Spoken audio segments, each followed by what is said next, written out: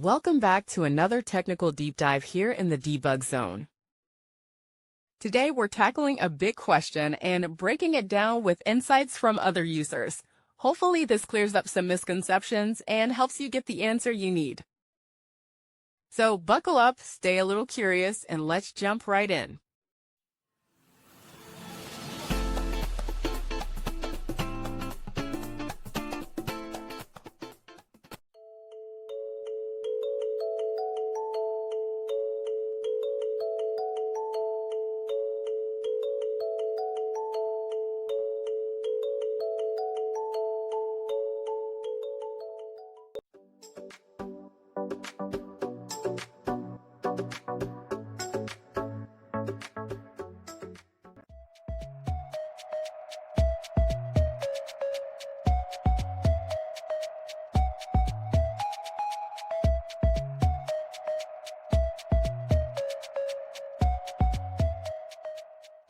And that's a wrap.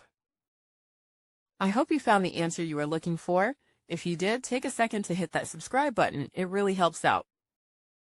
And let me know in the comments which solution worked best for you. See you next time in the debug zone.